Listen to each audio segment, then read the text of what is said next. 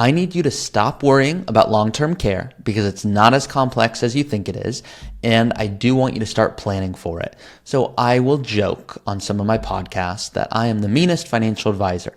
I promise I'm not mean. I'm a very transparent guy because I believe you deserve transparency, but largely this is because I don't want anyone working longer than necessary, and I don't want anyone retiring too early going, look, now I'm going to have to sacrifice lifestyle.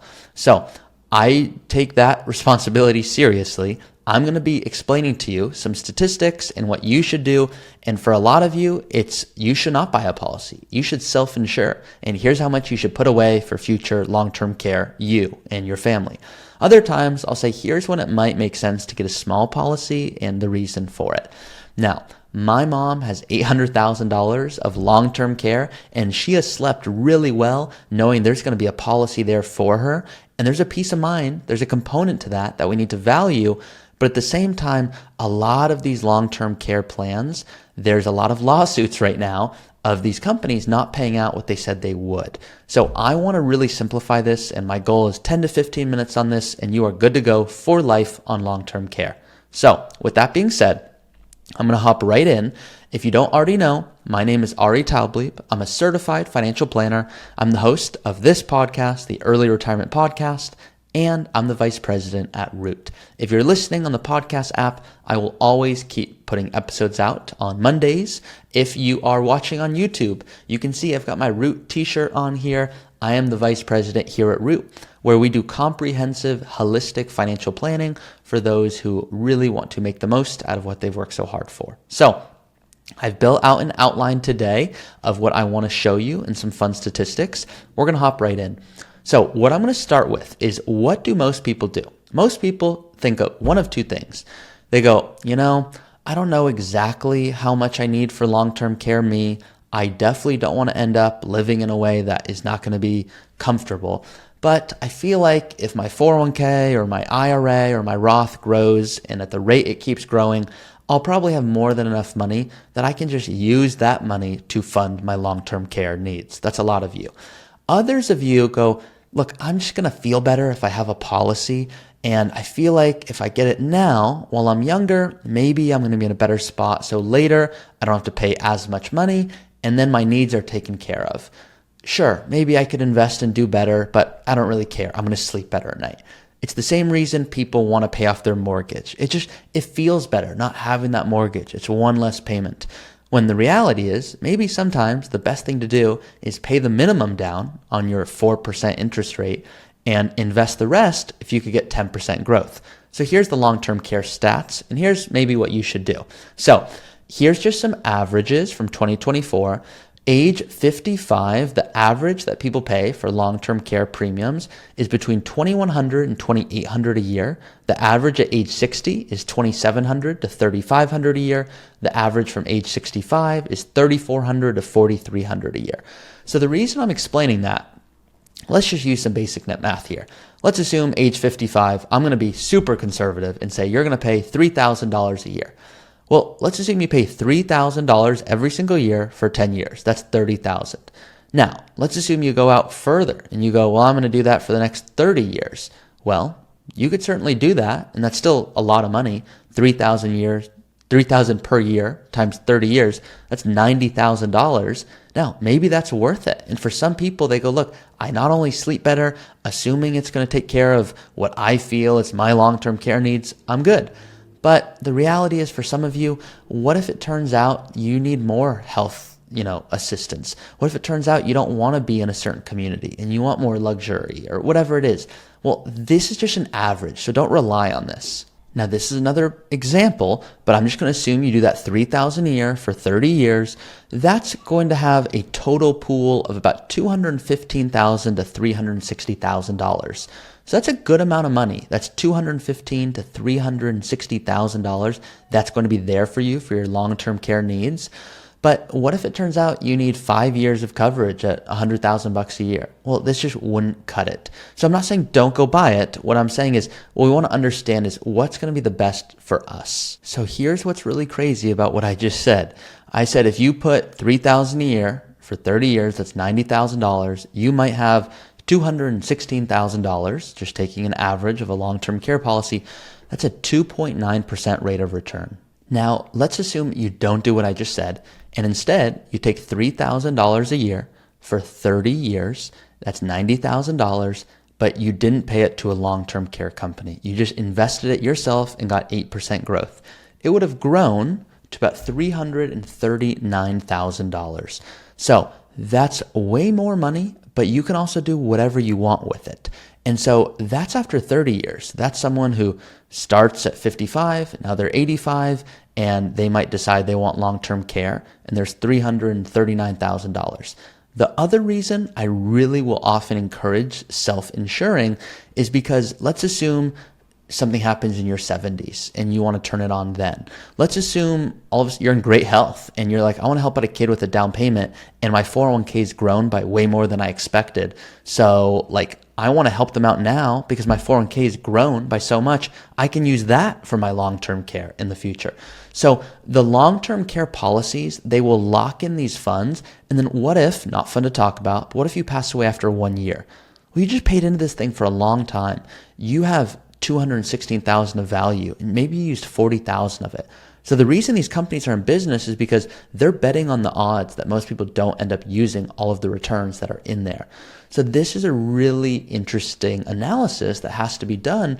And the key factors to always think about here whenever you're doing self-insuring analysis is, hey, am I in good health today? If you're in good health today and you feel that that's not going to change and you want to have the right investing strategy, for a lot of my clients, what I'll tell them to do, just so they can actually feel it and not see it from me or hear it from me, should I say, I'll say, go get a quote. And they'll get a quote like $3,000 a year. And I'll say, go open up your own long-term care fund. You're going to call it Ari's Long-Term Care Fund, and you're going to start paying yourself that today.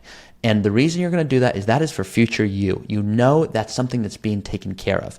Because if you just kind of look at your portfolio and you don't see long-term care anywhere, but it shows you have $1.5 million, you're still going to worry about long-term care because your brain didn't separate those funds. Your brain cannot look at 1.5 and go, well, I know 300 is there, it's going to grow, and that's long-term care, and 200 is going to be travel. And that's why I encourage what's called mental accounting. Having a few different accounts, not like 50 accounts, but like 3 to 5 different accounts. One for travel in retirement, one for property taxes. And not everyone needs to do this, but this is how I do it. One for property taxes, one for insurance, like one for just things like long-term care or like experiences that I really want to do. Like having a few different accounts designed for your life, I think it adds a lot of weight here. So for long-term care, I'm just going to give you a few more averages. The average nursing home cost is $108,000 a year. That's if you want to be in a nursing home, and the average length of care is 2.5 to 3 years. So for most of my clients, like $300,000 is the minimum that I want them thinking about for long-term care. And that's just because I sleep better at night. And so like the conservative approach is having 3 to 500,000 of liquid assets in long-term care funds. The more secure approach, if you want maybe to plan on 5 years plus of long-term care in a really nice, nursing home, 750,000 to $1 million. So that's a lot. So the reason that is important is because if we're planning and you see that there's $1 million left over at the end of your plan and you're going, I'm doing legacy planning, well, is that going to your children or is that being used for long-term care? So I'm not saying this to scare you, just real life stuff here. You want to plan for long-term care intentionally.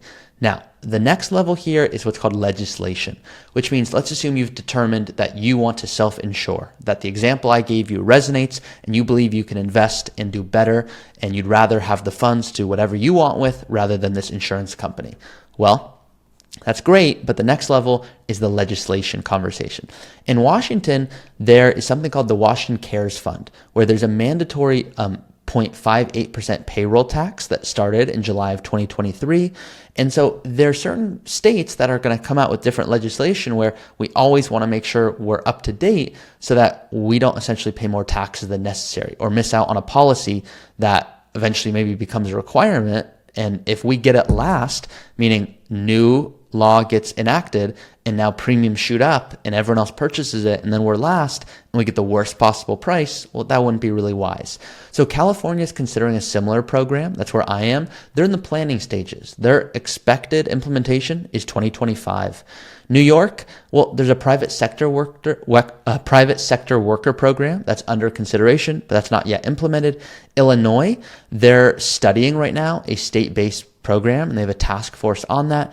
Minnesota is exploring some options, but in the research phase. So the big news comes from Washington, which I already went over, but there's a mandatory participation unless you opted out by November 1st, 2023, and you can opt out of that. You must work 500 hours annually to qualify, and you can opt out by having private long-term care insurance. So if you don't want to pay this tax, you can have your own policy. So one of these considerations, should I say all of these considerations are applicable, but the main thing for all of you guys is, okay, self-insurance, that requires discipline, saving, and investing. If you're going to open up a long-term care fund, but not actually fund it, which yes, I've seen, that's where I'll say, look, the optimal thing is to do this, but I can tell you're not going to do that. So at least putting money into this long-term care policy is going to have something there for you. My mom will often say, that is better for me. My mom would have maybe spent that money on me or my brothers or my fiance's new wedding dress, which they're going shopping for right now. That is maybe what that would have went to if she didn't have a long-term care fund. So her having this separate policy locked up the funds. Number two, state programs, they typically just provide basic coverage, so just don't rely on that. Private insurance will complement those state programs if you want to purchase a policy. Early purchase of private insurance significantly reduces the lifetime premium cost, but it also is where I'll think maybe you should self-insure because that's more money that's getting compounded for growth for whatever you want. And then health underwriting. Obviously, that becomes more stringent as you get older. So please work with your financial advisor. They should be doing all the long-term care analysis planning for you. We have some really fancy tools and tactics that we use to have a deep conversation with our clients to really dial in. We don't know exactly their health, but we can say, hey, based off of this conversation, other clients we've seen, I think this is the amount of money we should self-insure, or we should do a portion of this small policy, or we should do this to avoid this new payroll tax, or you name it. If you want to run your own projections with this is something that if you're listening on the podcast apps, you're not going to be able to obviously see this, but if you're watching this, you certainly can see this. So once again, don't need to watch this, but I'm going to explain it for both of you. Inside the Academy, if you do have access to that, you can click this tab called Insurance here. There's a long-term care drop down here. You can go in here and essentially be your own advisor and go put in these figures here and go, what if I bought X amount of new coverage? And what if it lasted for this amount of years? And so really kind of going in and building out your own coverage, and it will help you determine if this is necessary. You can see they have a cool stat here. The U.S. Department of Health and Human Services indicate that 70% of people turning age 65 can expect to use some form of long-term care during their lives, and having insurance can help offset the cost, but do you need it? That's the question, is can we self-insure? Is it necessary? Hopefully this was helpful for you guys. If it was, if you're listening to the podcast app, once again, in the description of this episode, you can go ahead and book a call with us if you want to work and get true holistic planning. If you're going, I just want to play with the software and the tools here, you can start there. That's totally cool. And then if you determine it's sufficient for you, great. If you determine you want more, we'll be here and you can always reach out then. See you guys next time.